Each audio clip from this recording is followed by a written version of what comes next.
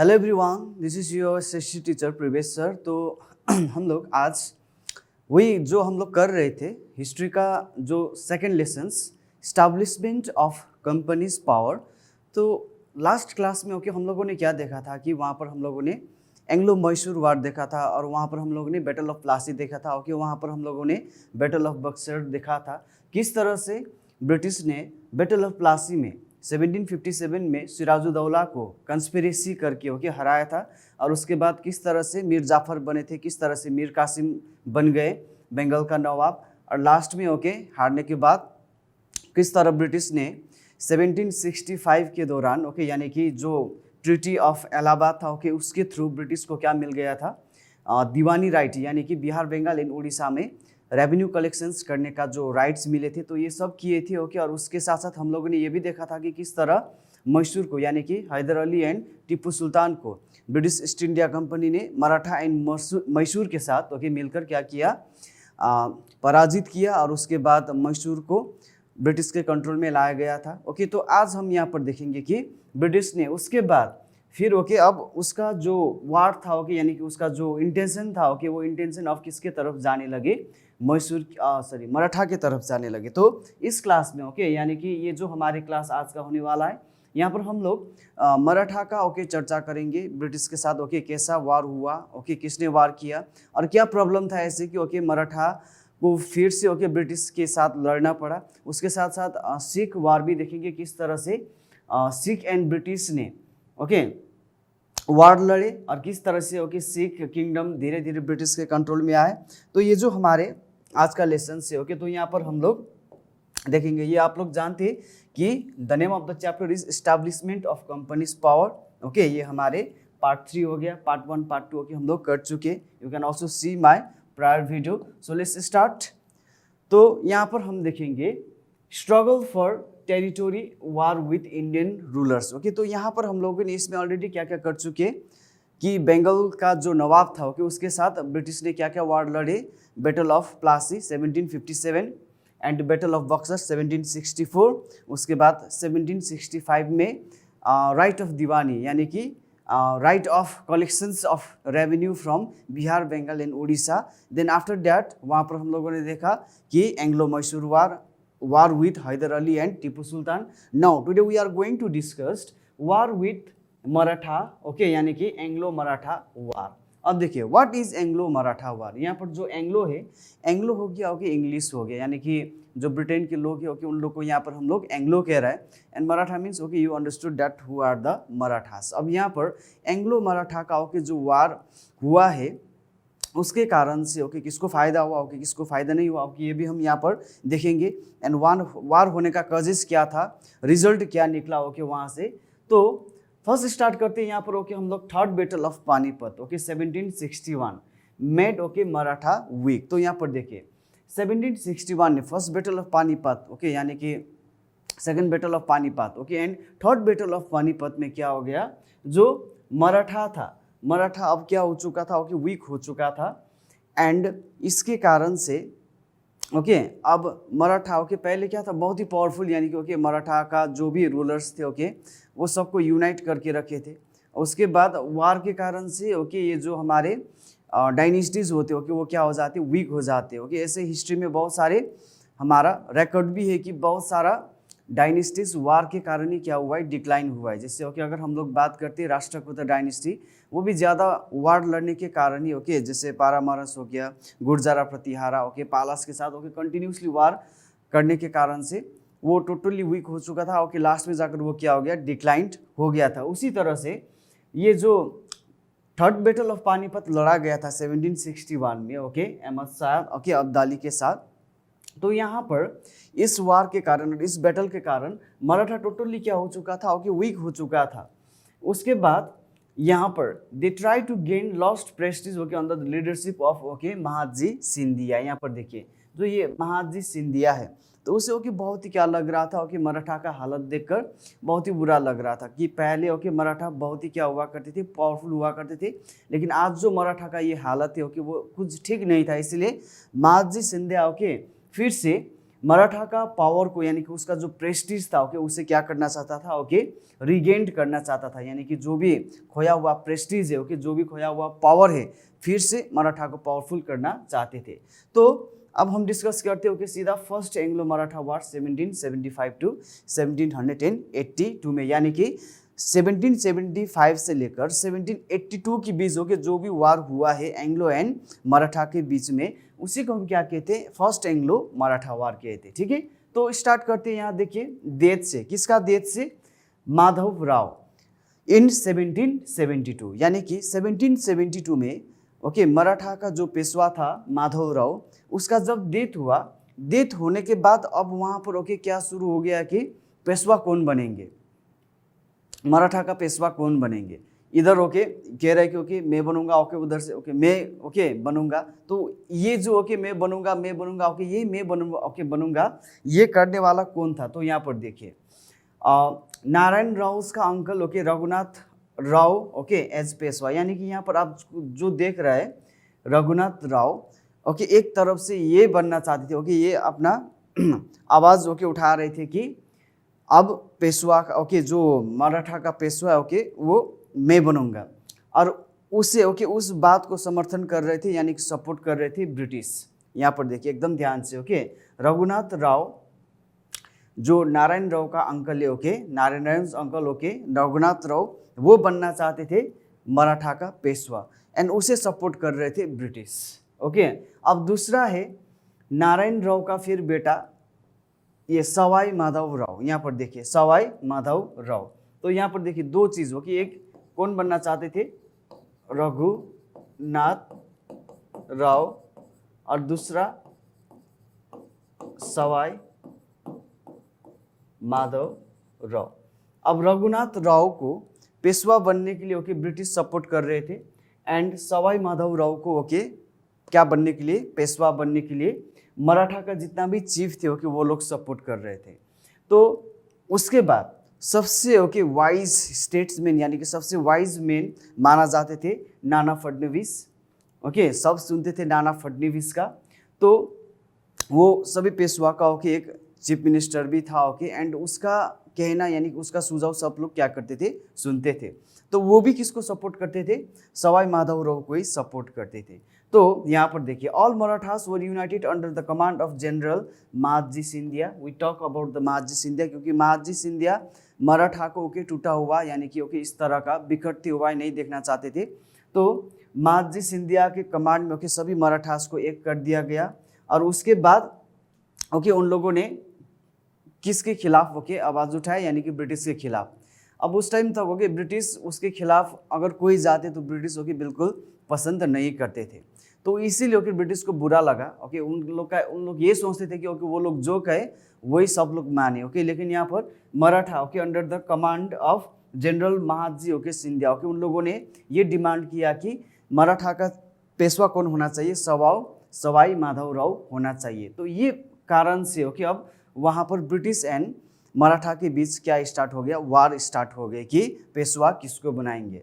Finally okay यहाँ पर मराठा इस टाइम क्या हो जाते? जीत जाते और उसके बाद सवाई माधव राव को ओके क्या बनाई दिए जाते? पेशवा बनाई दिए जाते एंड ये जो वार था ओके वो भी खत्म हो गया एंड वार के बाद ट्रीटी ऑफ सलभाई 1782 में साइन किया गया ओके एंड सवाई माधव राव को ओके क्या घोषित कर दिया गया? पेशवा घोषित कर दिया गया। ठीक है, तो ये था हमारा फर्स्ट एंग्लो मराठा वार।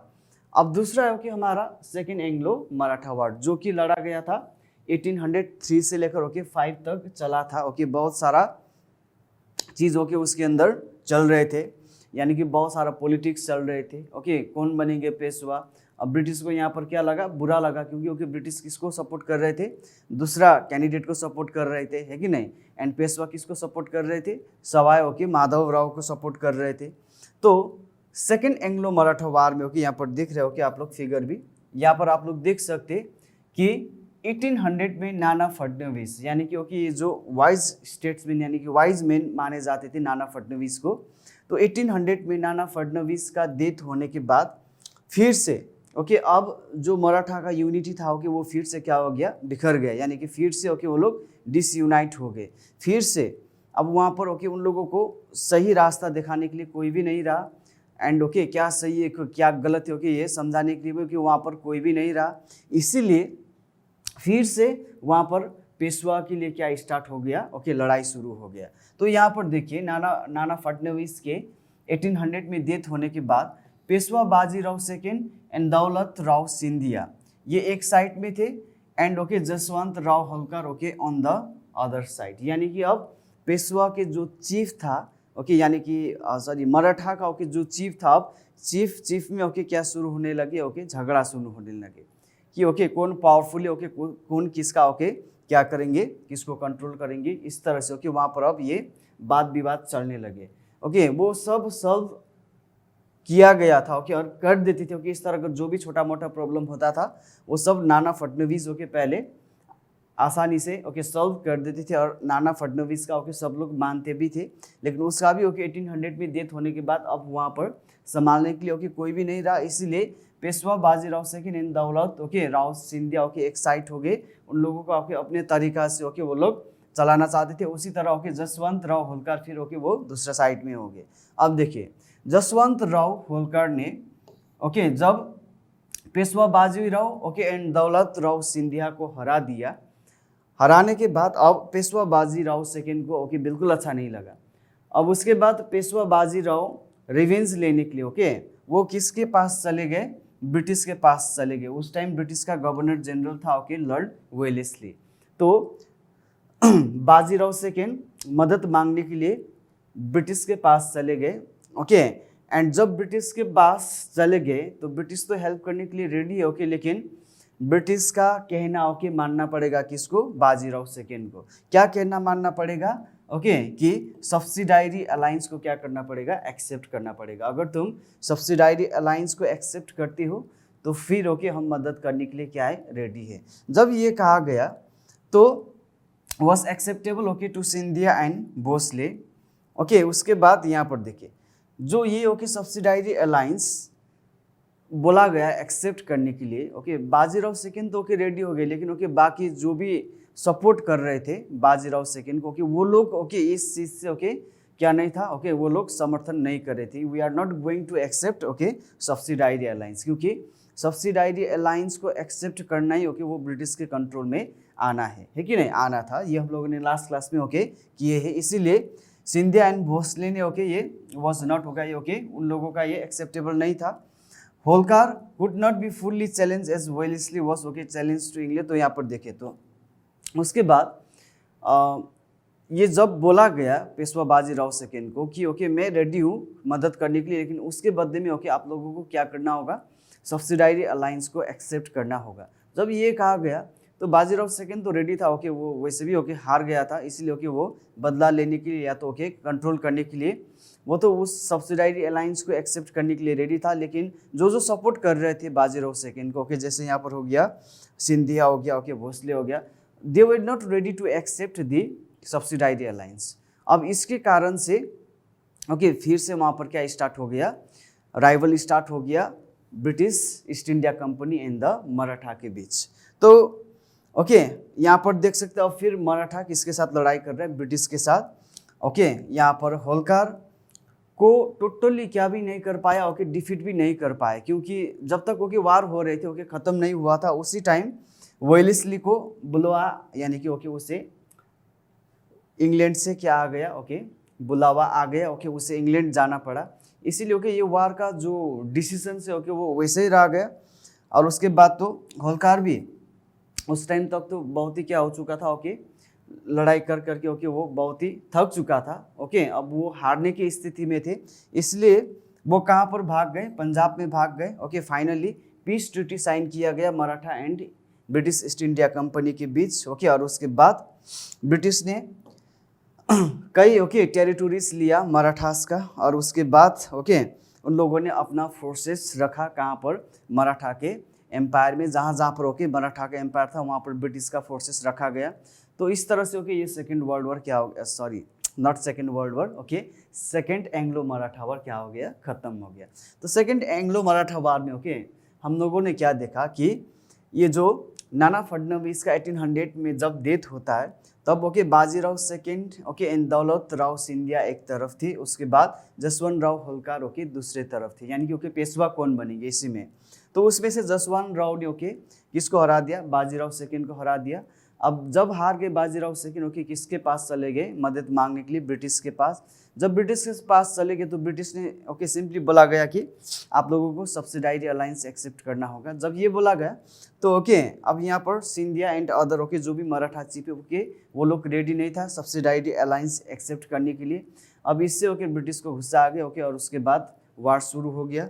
हल्कार ओके लड़ रहे थे ब्रिटिश के साथ, लेकिन बीच में ही ओके वेलेस्ली को कहाँ जाना पड़ा, इंग्लैंड जाना पड़ा ओके वार छोड़कर। इसलिए ओके इस वार को इसी में क्या कर दिया, पीस ट्रीटी के साइन ओके और थ्रू इसे समाप्त कर दिया गया। Okay now third Anglo okay Maratha war 1817 to 1819। तो यहाँ पर देखिए अब Peshwa Bajirao second okay and okay ये किसके बीच हुआ है, गवर्नर जनरल लॉर्ड हेस्टिंग के बीच हुआ है। तो बाजीराव सेकेंड को अब ओके बहुत ही क्या लग रहा था ओके एकदम से बुरा लग रहा था कि ओके मैंने बेकार में ओके सब्सिडाइरी अलायंस को क्या किया, एक्सेप्ट किया। अब ओके पेशवा के पास ओके कोई पावर ही नहीं था, इसीलिए अब बाजीराव सेकेंड क्या करना चाहते थे ओके मराठा को फिर से रिवाइव करना चाहते थे। ओके उसके बाद ओके वो क्या कर रहे थे, जितना भी ओके उसका पहला ओके जो भी ओके मराठा का चीफ है ओके वो सबको क्या कर रहे थे, कन्फेडरेसी ओके बना रहे थे अगेंस्ट द ब्रिटिश, यानी कि ओके फिर से यूनाइट कर रहे थे ब्रिटिश के खिलाफ लड़ाई करने के लिए।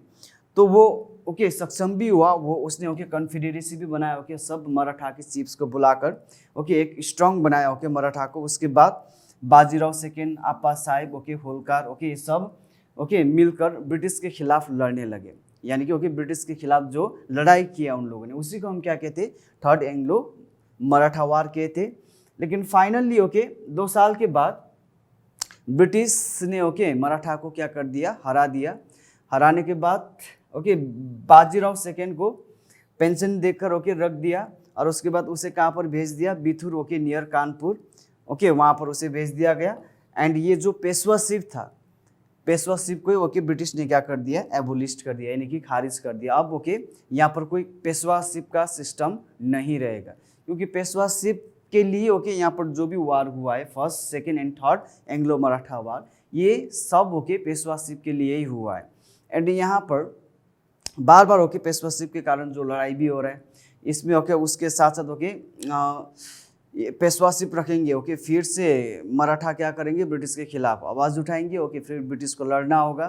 तो ब्रिटिश ने सोचा कि ओके अब इसको ही हम क्या कर देंगे, ख़त्म कर देंगे ओके पेशवाशिप को ही ख़त्म कर देंगे, ना रहेगा ओके बास न बजेगा बांसुरी, यही ओके एक जो कहावत है वो इसी तरह से, इसीलिए पेशवाशिप को ही ओके क्या कर दिया, हटा दिया। उसके बाद तो मराठा अब ओके किसके कंट्रोल में आ गए, ब्रिटिश के कंट्रोल में आ गए ओके। तो ये था हमारा ओके थर्ड एंग्लो मराठा वार। नाउ मराठा को भी ओके ब्रिटिश ने कैप्चर कर लिया। अब हम लोग देखते हैं कि पंजाब को किस तरह से ब्रिटिश ने क्या किया, कैप्चर किया। तो स्टार्ट करते हैं ओके पंजाब यानी कि सिख किंगडम का जब भी हम लोग ओके बात करते we can not forget to mention the name okay Ranjit Singh, है कि नहीं, जो जिसको हम क्या भी कहते हैं, शेर ई पंजाब और लाइन ऑफ पंजाब भी कहते ओके। तो पहला थोड़ा देख लेते ओके रंजीत सिंह के बारे में। यहाँ पर जो दिख रहे ओके आप लोगों को, ये रंजीत सिंह हुआ। रंजीत सिंह का जन्म हुआ था 13 नवंबर 1780 ओके और उसका देहांत यानी कि मृत्यु हुआ था 27 जून 1839 में। एंड पॉपुलरली ओके उसे क्या भी कहा जाते थे ओके, शेर ई पंजाब और लाइन ऑफ पंजाब भी कहते थे ओके। एंड वो first maharaja of the Sikh empire, you know that okay Sikh kingdom was started by the maharaja Ranjit Singh, जो रूल्ड करते थे north west okay Indian subcontinent okay in the early half of the 19th century. Now why he was okay known as the Sher-e-Punjab or the Lion of Punjab, because he was wise as well as okay brave, यानी कि वो उसके पास दिमाग भी था okay बल भी था। किसी के पास दिमाग होते ओके बल नहीं होते, किसी के पास बल होते ओके दिमाग नहीं होते, लेकिन ओके उसके पास दोनों ही चीज़ था। उसे ये भी याद था कि ओके ब्रिटिश को किस तरह से क्या किए जा सकते, हैंडल किए जा सकते। So now dual policy okay उसने क्या किया, एडॉप्ट किया, यानी कि ब्रिटिश के साथ भी उसने कॉर्डियल रिलेशन यानी कि अच्छा रिलेशंस रखा, ठीक है। एंड दूसरी तरफ से ओके वो प्रिपेयर भी था कि अगर ओके ब्रिटिश ने दोस्ती तोड़कर ओके क्या किया, अटैक किया, तो उस टाइम मेरा ओके स्टेप्स यानी कि ओके मेरा एक्शन कैसा होना चाहिए। तो एक्शन दिखाने के लिए ओके उसने अपना जो भी आर्मीज था, जितना भी सेना था ओके उसे यूरोपियन स्टाइल में यानी कि वेस्टर्न स्टाइल का ओके हथियार ओके तालीम भी देख कर रखा था, ताकि ओके वो लड़ाई के टाइम में भी ओके वो अच्छे से क्या कर सके, लड़ सके। तो उसका जब डेथ हुआ 1839 में, अब धीरे धीरे ओके फिर वहाँ पर क्या स्टार्ट होने लगे, डिसऑर्डर एंड एनार्की। ओके अब रंजीत सिंह ने तो ब्रिटिश के साथ ओके अच्छा रिलेशंस रखा था, ब्रिटिश को एकदम से ओके खुश करके रखा था, ब्रिटिश उसके साथ ओके दोस्ती निभा रहे थे, यानी कि okay it's a great deal, है कि नहीं। कोई भी और किसी के साथ भी ओके ब्रिटिश अच्छे से दोस्ती नहीं निभा रहे थे, है कि नहीं। अब रंजीत सिंह के साथ ओके अच्छे से दोस्ती निभा रहे थे। तो उसके डेथ के बाद ओके फिर से खालसा ने महाराजा ओके शेर सिंह जो था ओके रंजीत सिंह के बाद, तो उसे ख़त्म करके पंजाब को कैप्चर कर लिया। ओके खालसा मीन्स आर्मी जो बनाया था, ओके खालसा का ओके आर्मी को ही कहते ओके सिख में। सो उसके बाद तो ब्रिटिश के साथ ओके जो डिप्लोमेटिक रिलेशंस था सिख किंगडम का, वो क्या हो गया, बिगड़ गया। बिगड़ने के बाद okay Rani Jindan and Sikh chiefs okay Lal Singh and Tej Singh okay उन लोगों ने किसके खिलाफ लड़ाई करने के लिए ओके रेडी हो गए, वो लोग ब्रिटिश के खिलाफ। पहले ओके ब्रिटिश कभी भी नहीं सोचता था कि ओके सिख के साथ भी हमें लड़ना पड़ेगा, लेकिन after the death of Ranjit Singh अब ओके उसके बाद जो भी रूलर्स आए वहाँ का, वो अच्छा रिलेशंस नहीं रख पाए ब्रिटिश के साथ, इसीलिए ओके एंग्लो सिख वार यहाँ पर हमें देखने को मिलते। तो फर्स्ट एंग्लो सिख वार देखिए कब हुआ है, 1845 to 46। So background and the causes of the war यहाँ पर देखिए। British forwarded Ranjit Singh to cross the river shortlist okay back in 1809। तो यहाँ पर देखिए ब्रिटिश और रंजीत सिंह के बीच ओके एक ट्रीटी साइन हुआ था। उस ट्रीटी के तहत ओके 1809 में ये बोला गया था कि रंजीत सिंह ओके और या जो भी सिख किंगडम है ओके उसके पास ओके सटलर्स ओके रिवर के पास ब्रिटिश का ओके टेरिटोरी था, तो वो पार करके ओके नहीं जाएंगे। ओके इस तरह का ओके वहाँ पर ट्रीटी साइन किया गया था। लेकिन 1845 में सिख आर्मी ने ओके सटलर्स रिवर को क्रॉस किया। जब ओके सटलर्स रिवर को क्रॉस किया तो ये बात ओके बिल्कुल ब्रिटिश को पसंद नहीं आया। ओके उसके बाद with the death of Maharaja Ranjit Singh okay अब धीरे धीरे ओके लाहौर किंगडम में तो एनार्की मीन्स ओके जब ओके कोई एडमिनिस्ट्रेशन अच्छे से नहीं चलते थे उसे हम एनार्की कहते, तो वो तो स्टार्ट हो चुका था। और उसके बाद there was a struggle for power between the court at Lahore and the local army. The British made uses of this okay instability. Okay तो इसके साथ साथ यहाँ पर देखिए ब्रिटिश तो ओके सिख को यानी कि ओके पंजाब को भी कंट्रोल करना तो चाहते थे, लेकिन रंजीत सिंह के कारण से ओके उसे वो सेफ जोन में था। Okay you can say like this. लेकिन जब रंजीत सिंह का डेथ हुआ तब तो ओके एनार्की प्रिवेल्ट हो गया। तो ये एक मौका भी ओके हो गया ब्रिटिश को कि ओके वो लोग क्या कर सके, पंजाब को भी ओके अपने कंट्रोल में ला सके। और उसके साथ साथ ओके फिर से ओके एक क्या हो गया, वहाँ पर वजह भी मिल गया कि वो लोग सटलेज रिवर को क्रॉस किए ओके जो पहले की ओके जो ट्रीटी के थ्रू उसे क्या नहीं करना है, ब्रिटिश के टेरिटरी में ओके उन लोग को नहीं जाना था। The British dispatched additional regiment to the frontier of the Punjab, and they also built barracks for the additional troop in the forward area. This convinced the Punjab army that the British were planning to occupy the Punjab, and they began to take counter measure. तो यहाँ पर अब धीरे धीरे okay जब British क्या कर रहे थे उसके आसपास ओके अपना आर्मी भी बढ़ा रहे थे ओके और उसके बाद उसी तरह का कदम उठा रहे थे। तो वहाँ से ओके अब सिख को भी लगने लगा था कि ओके अब ब्रिटिश क्या करेंगे, हमारे राज्य यानी कि हमारे ओके प्लेस पे क्या करेंगे, अटैक करेंगे। अब ओके उससे पहले ओके उन लोगों ने सोचा कि हम लोग काउंटर अटैक करेंगे, इसीलिए ओके उन लोगों ने सटलर्स रिवर को क्या किया था, क्रॉस किया था।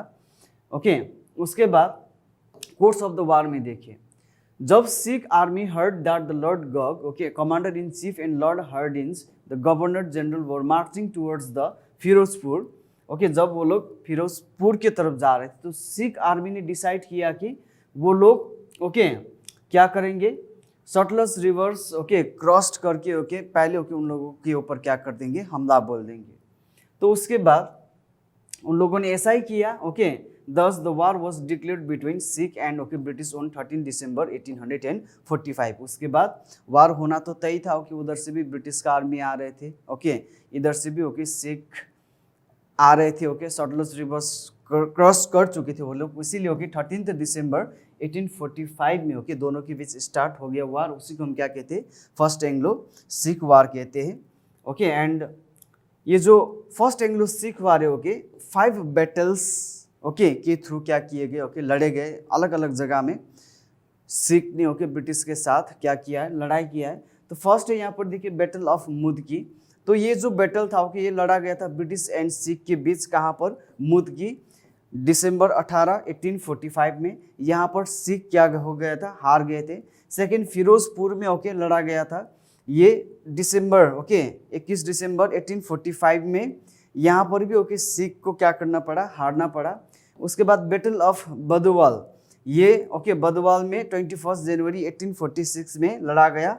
यहाँ पर भी okay the Sikh army under the leadership of Ranjit Singh Majithia defeated the okay British army. यहाँ पर ओके उन लोगों ने ब्रिटिश आर्मी को हरा दिया। उसके बाद बैटल ऑफ अलीवाल, यहाँ पर ये लड़ा गया था 28 जनवरी 1846 में। यहाँ पर ब्रिटिश आर्मी ने ओके सिख को फिर से क्या कर दिया, हरा दिया। उसके बाद लास्ट है बैटल ऑफ सुरावो, ये लड़ा गया था ओके 10 फरवरी 1846 में। This was the decisive battle and Sikh were displayed okay by the British. यहाँ पर भी ओके ब्रिटिश ने सिख को क्या कर दिया, हरा दिया। Finally okay what we can say overall okay ये जितना भी वार हुआ है यहाँ पर ओके ब्रिटिश ने सिख को क्या कर दिया, हरा दिया। अब हराने के बाद ओके ये तो वहाँ पर एक ट्रीटी साइन किया गया। तो ट्रीटी में देखिए क्या क्या ओके हो गया। तो ट्रीटी में यहाँ पर हम देख सकते कि they were defeated in the first Anglo Sikh war okay, ये तो हो गया है ओके। उसके बाद देखिए Lal Singh and Tej Singh okay were in league with British and thus provided all the information regarding the war to them. Due to treachery or large number of Sikh troops were slaughtered okay in the battle। यानी कि main reason okay for the defeat of Sikh in the war was the treachery यानी कि okay betray और betrayal of Lal Singh and Tej Singh okay. जो तेज Singh and लाल सिंह ने okay क्या किया, धोखा किया रानी जिंदन को, ठीक है। इसके कारण से उन लोगों को ये वार हारना पड़ा। इसीलिए 20 फरवरी 1846 में ब्रिटिश ने लाहौर को कैप्चर किया।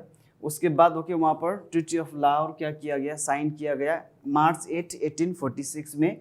तो उस ट्रीटी के थ्रू ब्रिटिश ने जालंधर दोब को क्या किया ओके, कैप्चर किया। उसके बाद वार इंडेमिनिटी ओके यानी कि वार में जितना भी खर्च आया ओके उसे भी भरने के लिए बुला गया। उसके बाद यहाँ पर कम से कम ओके 75 लाख रुपीस ओके भरने के लिए बुला गया।